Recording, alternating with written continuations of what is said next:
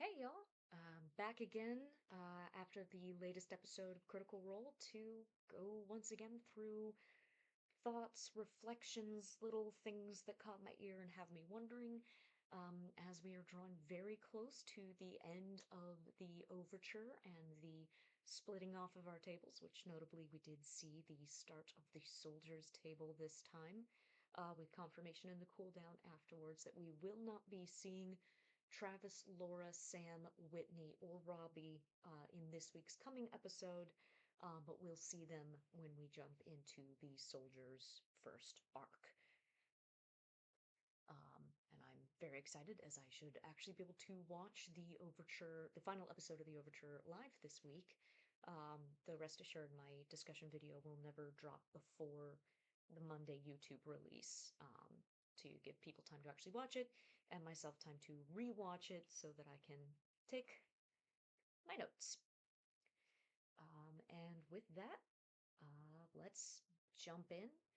The cold open didn't get as many questions firing off in my brain this time, though I do find it interesting. I was not expecting Sir Felonius's dogs to be as visibly altered. We did note, Wikander was told last episode that the Dispel magic doggos with the gold plates over their eyes were very similar to dogs of his uncle's, and I thought the implication was his uncle had the normal dogs that were then altered into these Dispel magic dogs, but it looks like Felonius is walking around with visibly altered dogs. Like Halavar isn't hiding some things, and kind of reemphasizes Murray's weight. Is this news to everyone that they're messed up?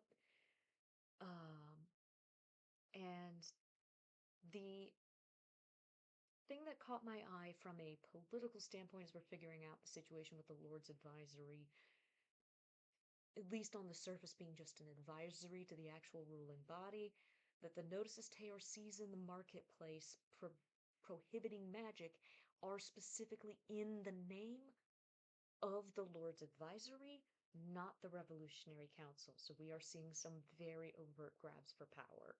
And the gloves are coming off. The pretense is dropping. Um, and whether Azune, Murray, I'm assuming they're going to be the core of the schemers table. Presumably, Hal will join with them as well. And so whoever else ends up at that table, if they're able to use this as momentum or if this is a big hurdle they're going to have to overcome the first part. As I'm leaning towards the belief in the discussion I've seen that the schemers are specifically going to be dealing with the Lord's Advisory Council from within, which would make sense for Azune and Murray as we've seen them in the last episode and this one. Coming back from the cold open, we're still in the Halavar basement, and so we have confirmation about two of Tyranny's sisters who they're sort of assigned to within the family. We knew from episode 1 that cruelty was assigned to Goddard, Wikander's father, and here we see that cruelty is with the older sister Zabani, um, who is, quote, not set out to be the face of anything. Kind of makes me wonder, was that just Wikander talking about her ability, or has she been kept out of the public eye to the point of what does the public know about his sister? He's publicly recognized as a scion. Was there a disinheritance? Did she quietly disappear? Like, how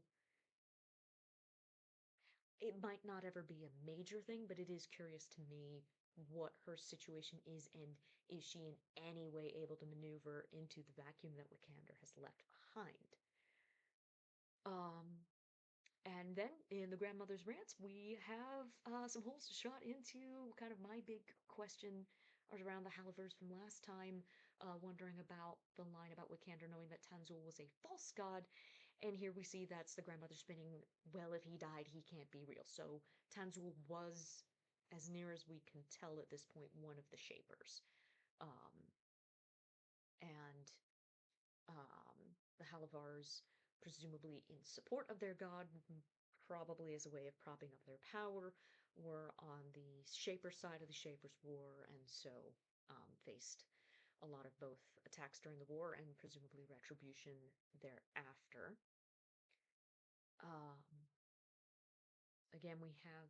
I find it interesting. The father's wings, Goddard's wings, seem permanent. I've seen some people mention like, oh, he sprouted wings in the scenes. Like, no, in episode one, his back was described in such a way that there was something else there that had misdirected me. I thought along the lines of how Brennan had described a different character under an illusion in Calamity. Um, so the father seems to have both permanent wings and the Scourge Asimar's like eye radiant energy pouring out kind of on permanently. Um, which perhaps when you have an Asimar as a result of a wish spell rather than the traditional conception, or perhaps he's something more than an Asmar, if somewhat less than a Celestial. Um, and then from a almost philosophical standpoint, I found it interesting when Wick was trying to follow the grandmother's fish poaching analogy. Just his instinct of going, well, why not share the fish so everybody has enough, and that immediate rejection of like, sorry, it's not about the fish, but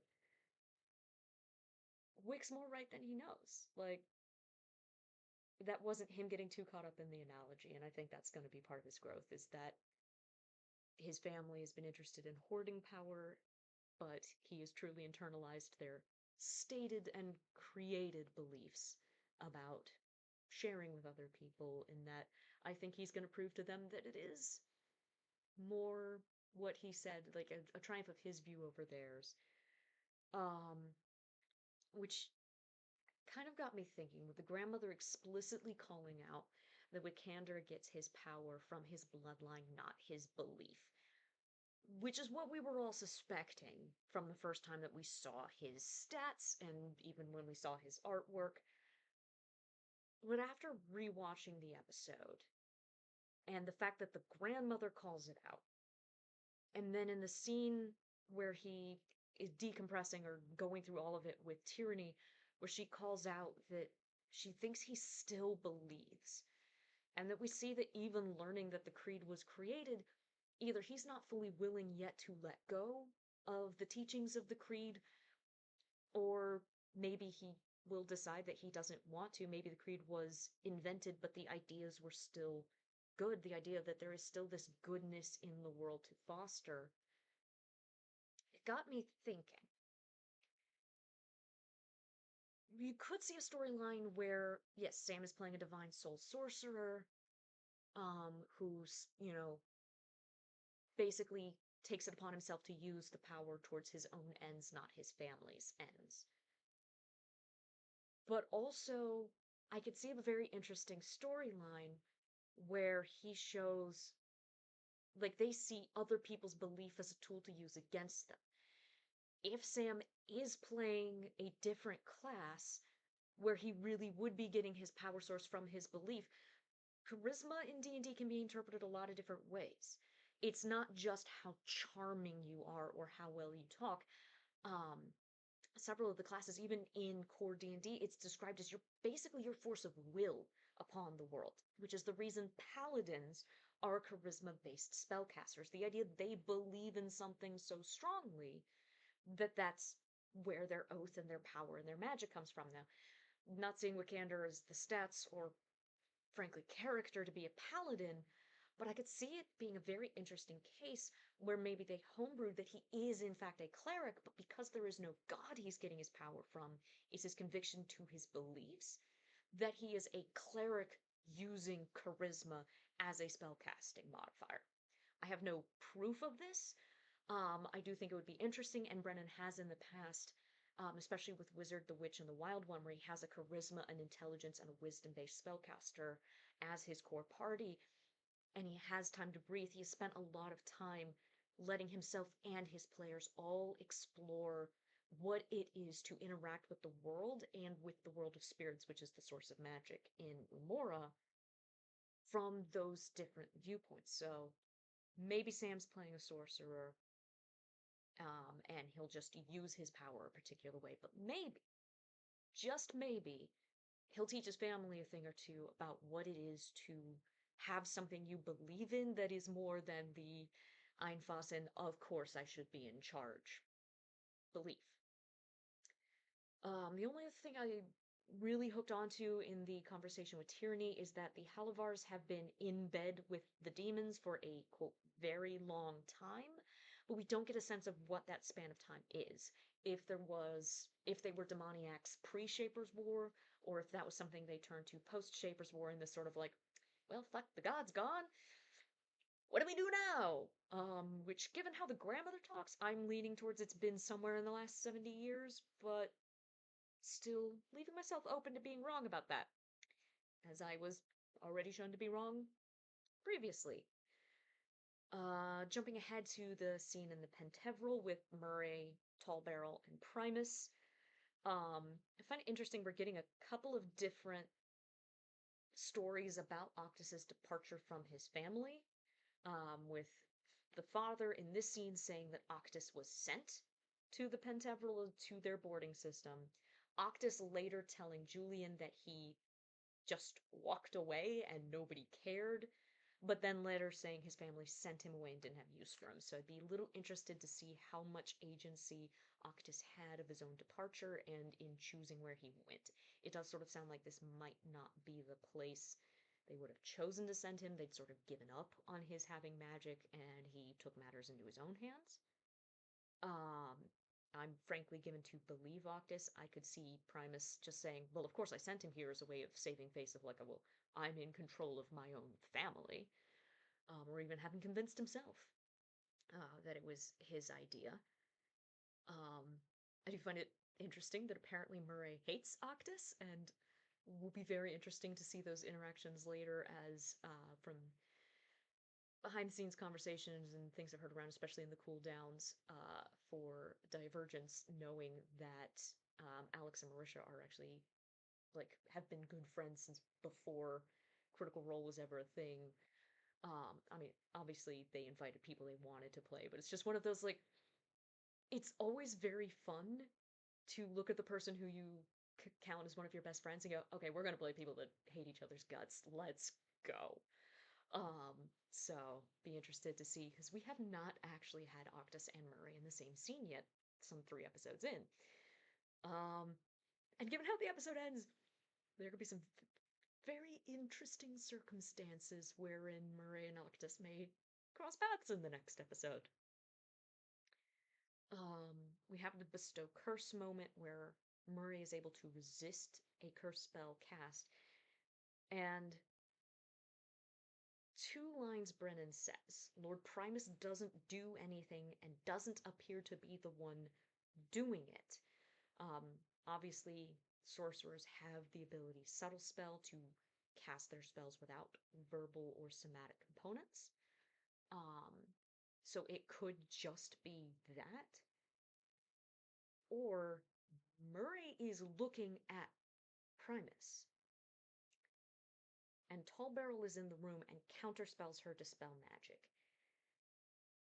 There's also a possibility that Primus ordered Tall Barrel to curse Murray, and that was the like him covering himself with like, what stronger curse is there than letting a commoner struggle with magic, trying to hide the fact that or cover for the fact that Murray resisted the curse and try to pass it off as he didn't even cast it.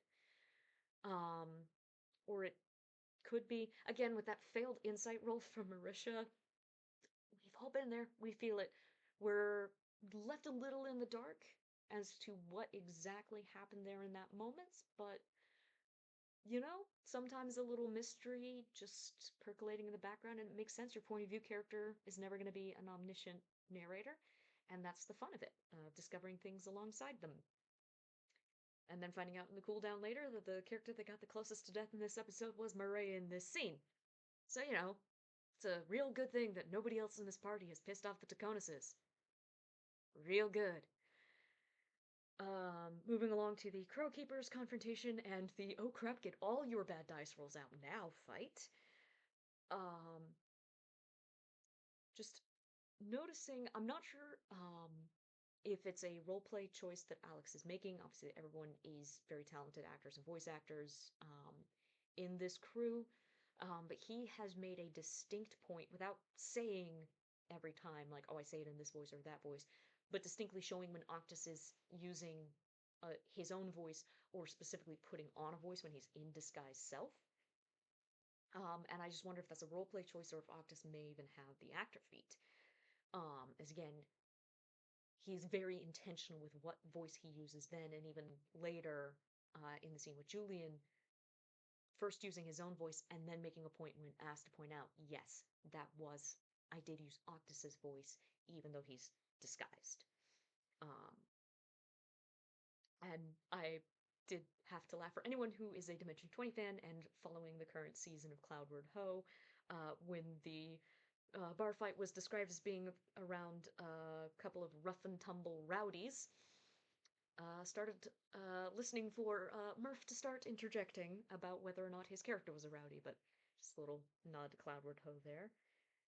And some fun aesthetic choices from Ashley Johnson about how Valus' spells are blackened and darkened, um,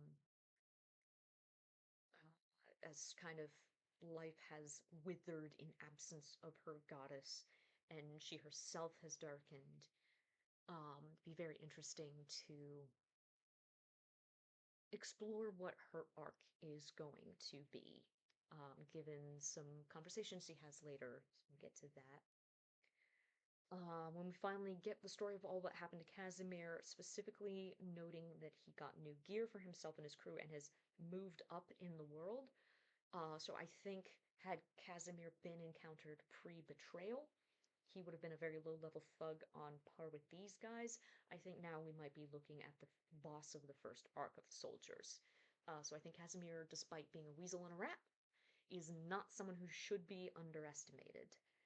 Um, and I had to like the as somebody who tries to work my D&D characters around having to make deception checks by carefully stating things that are true while leaving out other truths that may implicate the party.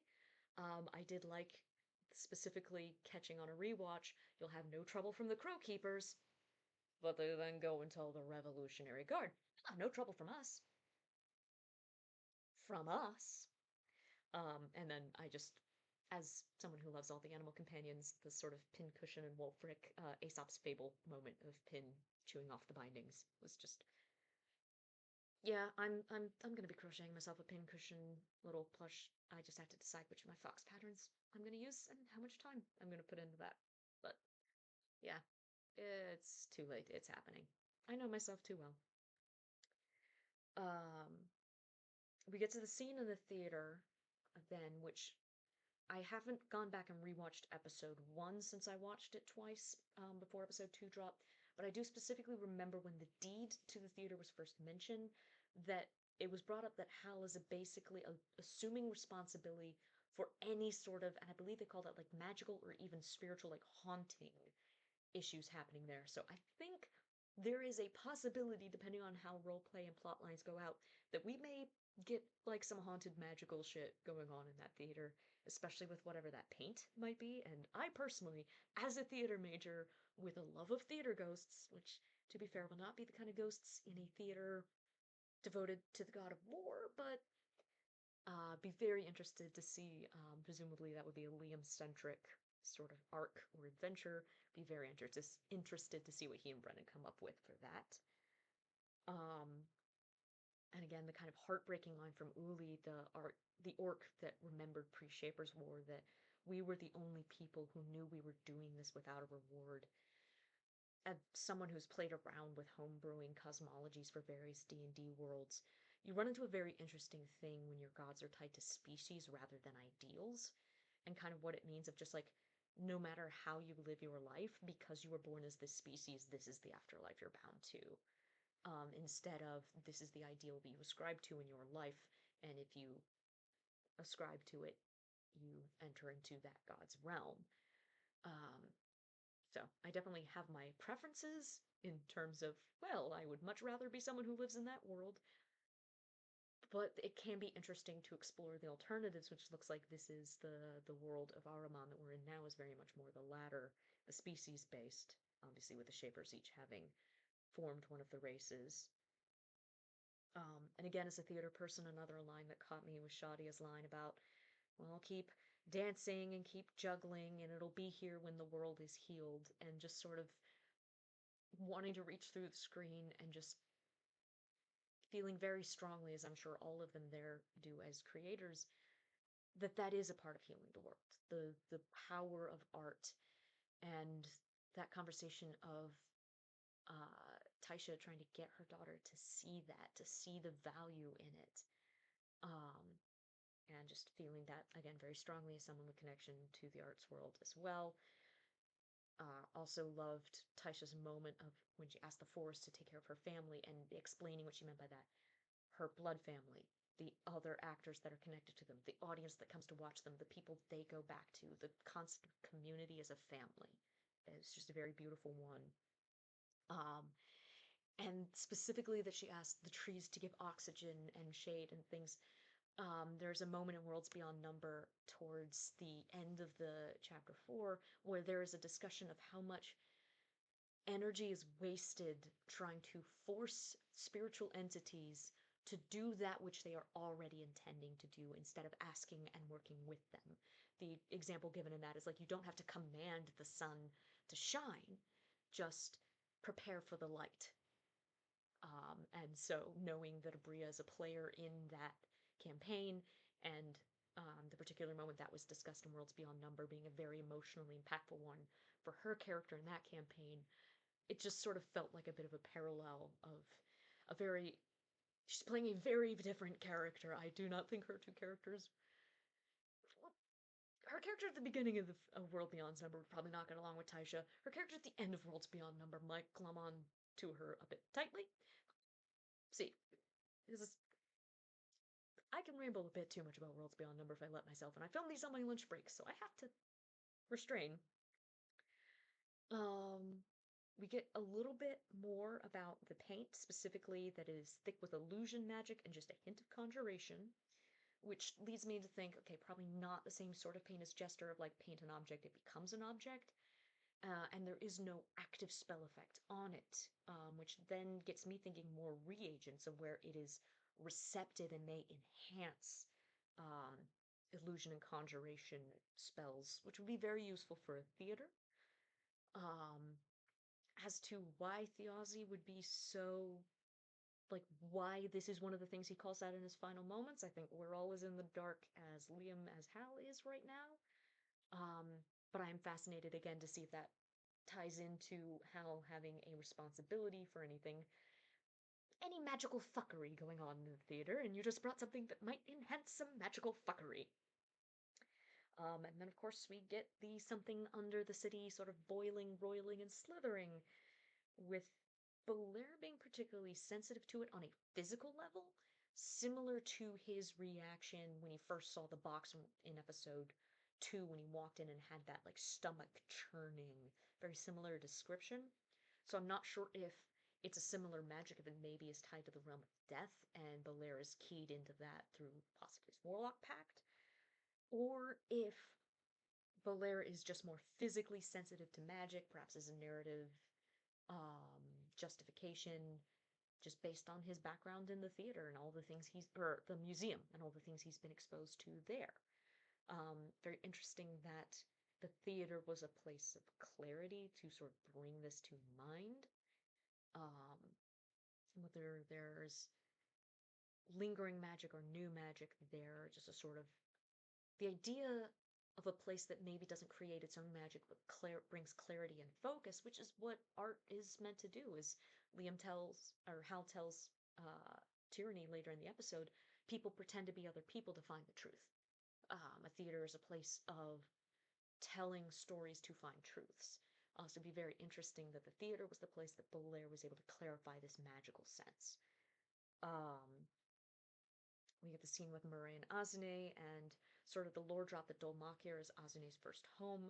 We know from the cold open of a previous episode he was very young when his father passed him off to the mercenaries and presumably would have traveled around a lot as a mercenary.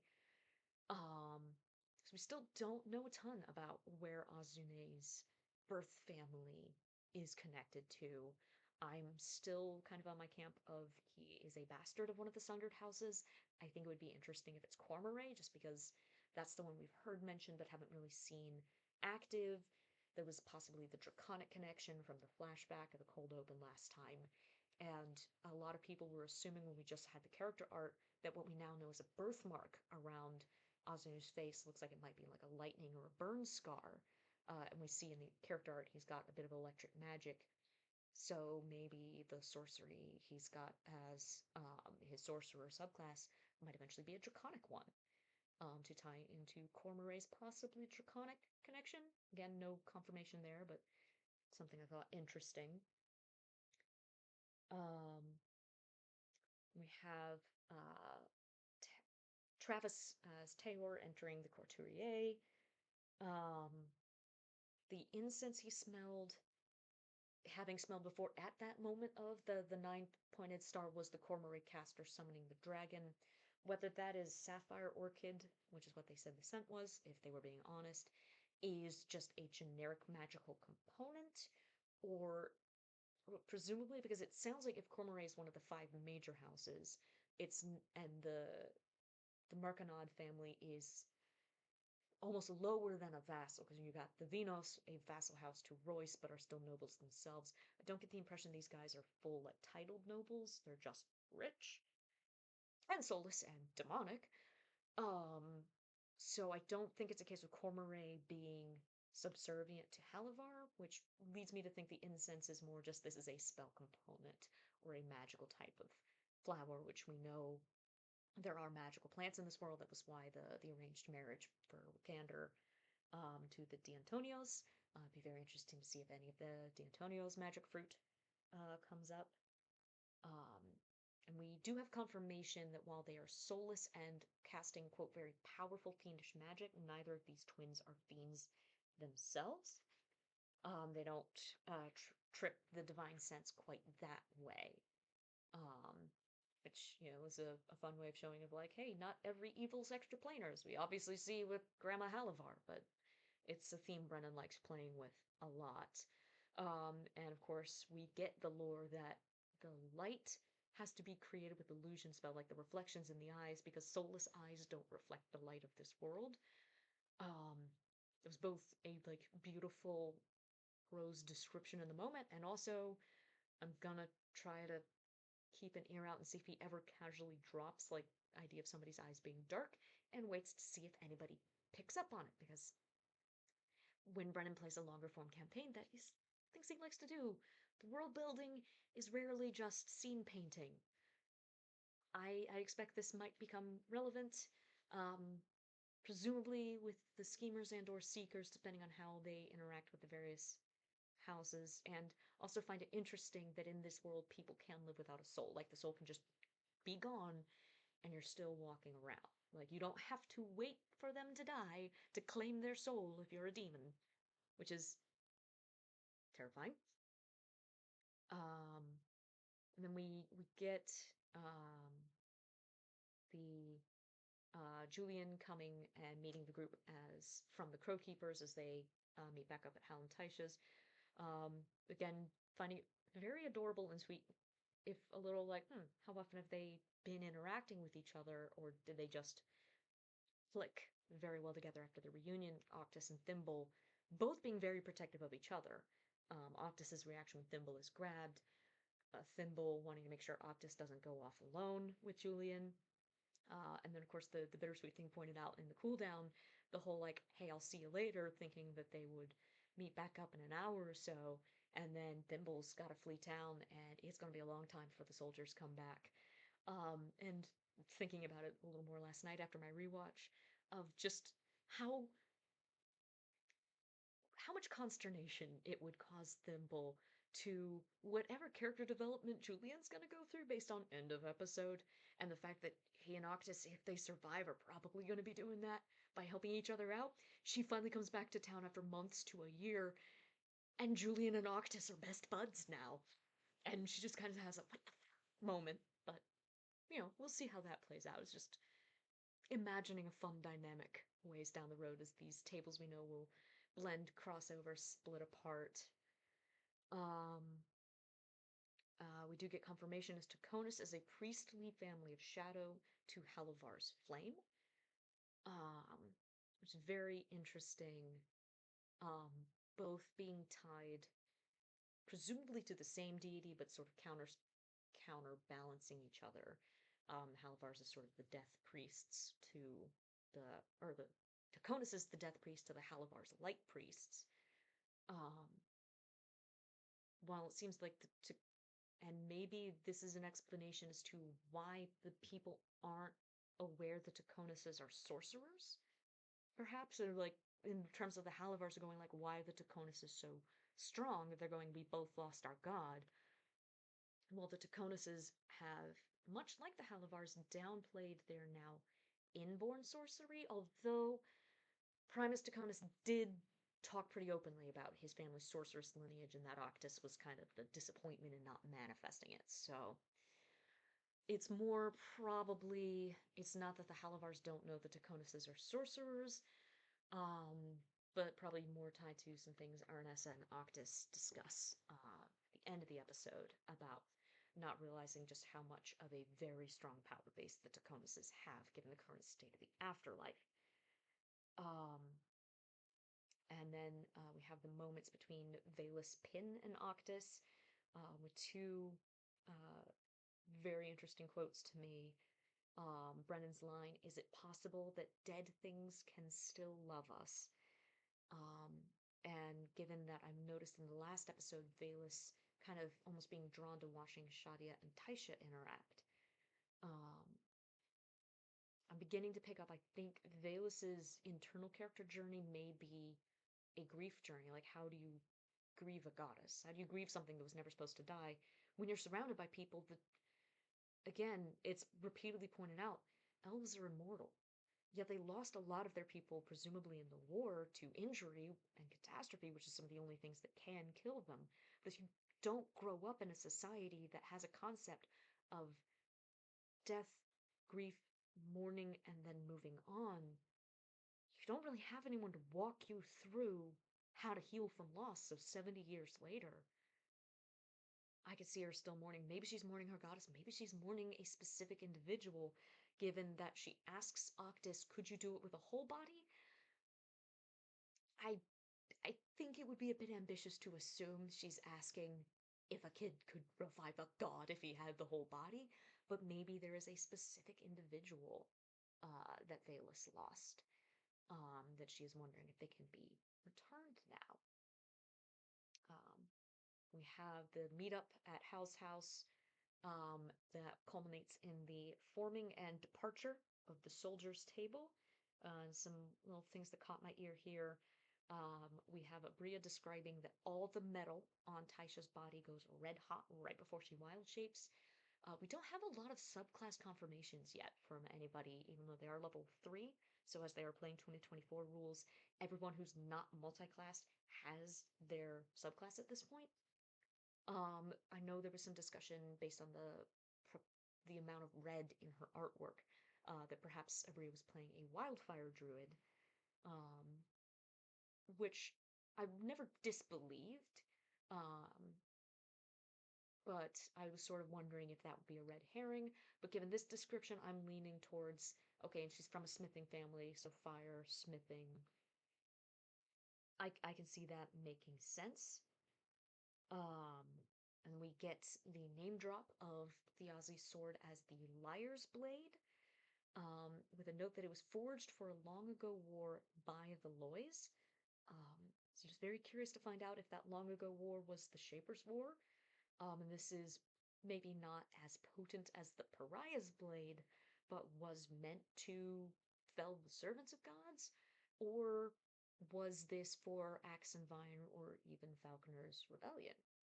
Um, and I have seen some discussion of like, oh, all the parties have to leave Dolmakyar because everybody has made it unsafe for them to be in Dolmakyar. And as a note, like that's not the case. The Seekers might leave Dolmakyar for a while. I believe the Schemers, we are looking at staying in Dolmakyar, and I don't think it's as dire as some people have made it out.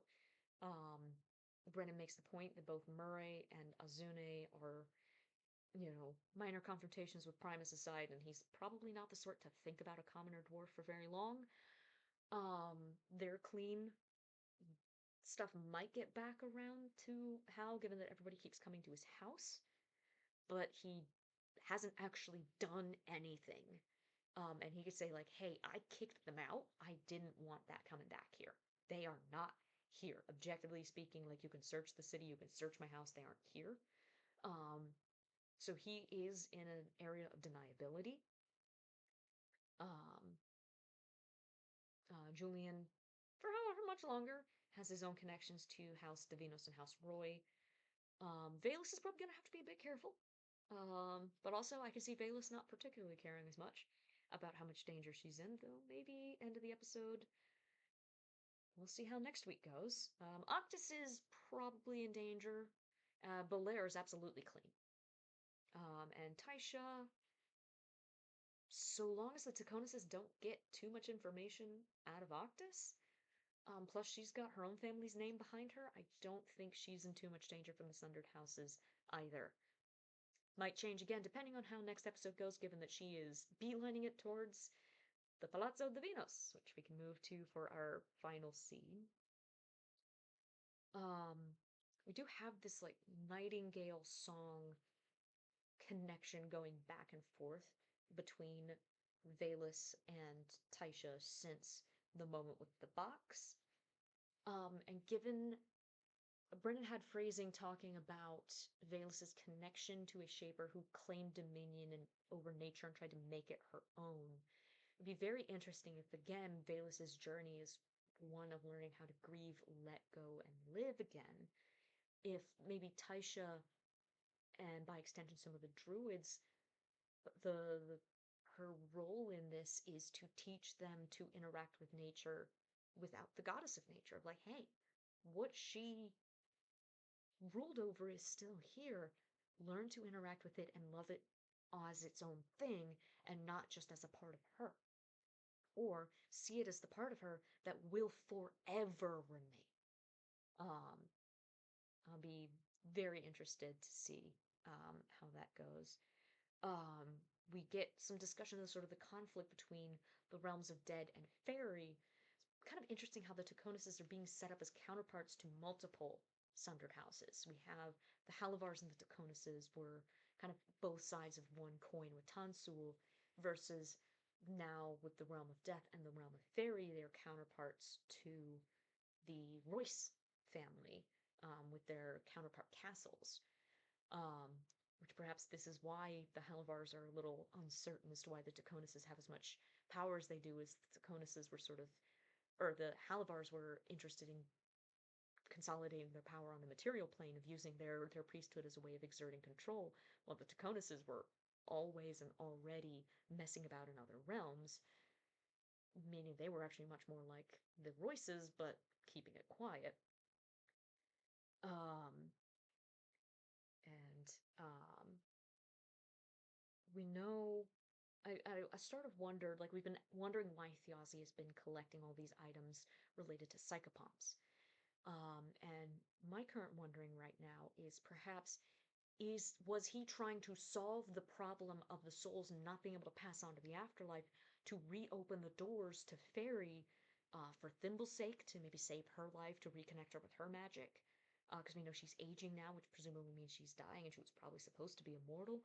Maybe even as a favor to Aranessa, whose family is suffering due to, or at least suffering a loss of influence and inability to affect the change they believe in, and they are the voice of moderation on the council. Like, hey, if we get Fairy taken care of, and those, the gates back open, I would assume his major motivation in this would be to help and protect Thimble, but it may also have some implications for Aranessa and the Royces. Based on the fact that Aranessa asked Octus if he knew anything about the caravan stopping, makes me believe she suspects the Taconuses had something to do with that. And we had the note last episode of the rearguard didn't tell them the supply caravan got stopped, so there were suspicions within their own house. If Taconus had infiltrated at least some of House Royce or House Divinos, it makes sense.